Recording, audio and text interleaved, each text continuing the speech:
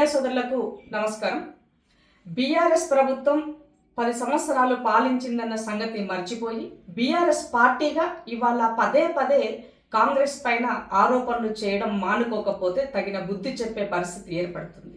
ఎందుకు ఈ మాట చెప్తుందంటే తన గుమస్తా పత్రికలో పదే పదే విషయాన్ని చిమ్ముతూ నిరాధారమైనటువంటి వాటిని పదే పదే పత్రికల్లో ప్రచురిస్తున్న వాటి పట్ల నిన్న వాళ్ళ గుమస్తా పత్రికలో హెల్త్ డిపార్ట్మెంట్కి సంబంధించి మెడిసిన్స్ యొక్క కొనుగోలు కానీ మెడిసిన్ యొక్క ఎక్స్పైరీకి సంబంధించిన కానీ వివిధ విషయాల పట్ల అవకతవకలు జరిగినాయని మందుగోళ వాటాలకేలా అని చెప్పేసి 150 కోట్ల రూపాయలు కుంభకోణం జరిగిందని చెప్పేసి పత్రికల్లో వచ్చినటువంటి వార్త ఆధారంగా దీనిని పైన ఆధారాలతో సహా మేము ముందు కొన్ని విషయాలు ఉంచాలనుకుంటున్నాను. ముఖ్యంగా బీఆర్ఎస్ హయాంలో జరిగినటువంటి దానికి కాగే రిపోర్ట్ ఇచ్చింది.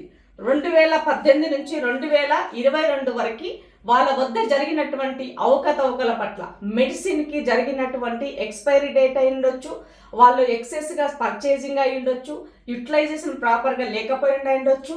వీటన్ని విషయాల పట్ల కూడా కాగ్ రిపోర్ట్ చేసిన దానికి ఇది ఆధారం. కాగే ఆ రోజు 390 కోట్ల రూపాయలు ఈ దానిపైన మందుల కొనుగోలు విషయంలో మందుల పట్ల జరిగినటువంటి దాన్ని కాగ్ నివేదిక ఇచ్చినటువంటి రిపోర్టు.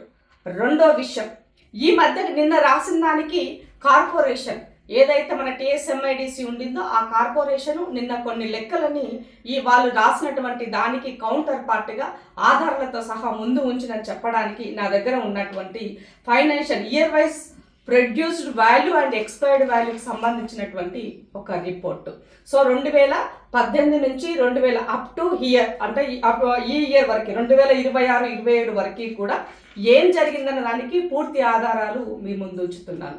అయితే ఇక్కడ కాంగ్రెస్ ప్రభుత్వము మనం వచ్చిన తర్వాత ప్రజాపాలనలో కేవలము 9 లక్షల మెడిసిన్ మాత్రమే ఎక్స్పైరీ అయిందని చెప్పడానికి కూడా ఇక్కడ నేను గ్రీన్ మార్క్ చేసినటువంటి లెక్కలు కూడా తెలియజేస్తున్నాయి.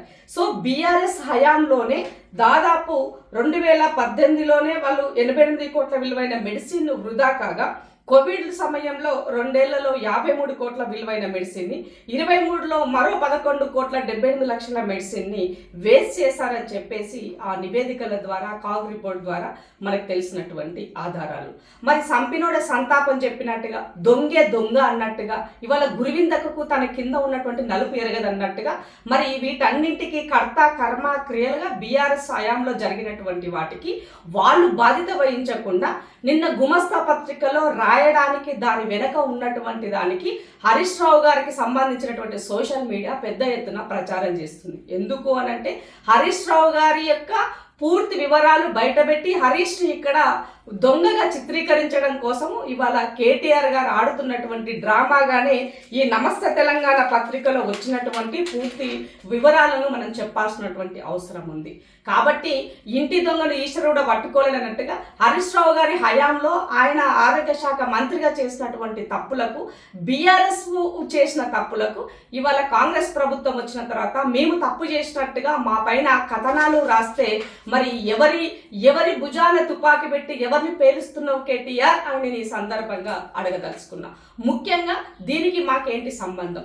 నీకు దమ్ముంటే వీటిపైన ఎంక్వైరీ కోరండి. విజిలెన్స్ ఎంక్వైరీ కోరుతారా, సిబిఐ ఎంక్వైరీ కోరుతారా, లేదు అని అంటే కేంద్రానికి సంబంధించినటువంటి ఇంకేమన్నా దర్యాప్తు సంస్థలు ఉంటే వాటిని ఎంక్వైరీ కోరుతారా, కోరండి. మాకు దాంట్లో ఎలాంటి అభ్యంతరము లేదు. ఎందుకంటే తప్పు చేసిన వాడు ఈజీగా దొరికిపోతాడు. కాబట్టి ముఖ్యంగా ఇవాళ జరిగేటువంటి దాంట్లో అందుకనే మీరు ఒక ప్రతిపక్ష పాత్ర పోషించాలని పదే పదే ఎందుకు చెప్తున్నామంటే ప్రజల పక్షాన ₹1 దుర్వినియోగమైనట్టే, లక్షల కోట్లు కాదు, ₹1 అయినట్టే. కాబట్టి జరిగిన వాటి పట్ల మీరు ఒక ప్రతిపక్ష పాత్ర పోషించాలంటే నీతిగా నిజాయితీగా ప్రజల పక్షాన్ని నిలబడి పోరాటం చెయ్యండి. దొంగలు ఊళ్ళు పంచుకున్నట్టుగా 10 సంవత్సరాలు దొరికిందంతా దోచుకొని ఎవరి వాటాలు వాళ్ళు పంచుకొని వాటాల పొత్తు కుదరక నీ చెల్లె పార్టీ పెట్టింది, నీ బావ ఇంకోవైపు పొత్తుల వైపు నుంచి వెళ్తున్నారన్న ఒక అబద్ధ భావంలో కేటీఆర్ గారు ఇవి పేపర్లలో అలా గుమస్తా పత్రికల్లో రాపిచ్చినట్టుగా కనబడుతుంది. కాబట్టి తెలంగాణ సమాజం దీన్ని గమనించాలని చెప్పేసి నేను తెలియజేస్తున్నా. మరోసారి ఇలాంటి నిరాధారమైనటువంటి వాటిని మీ పత్రికల్లో వస్తే మీ పత్రికలు శాశ్వతంగా మూసుకునే పరిస్థితి కూడా ఏర్పడుతుంది. తస్మాత్ జాగ్రత్త అని తెలియజేస్తున్నాను.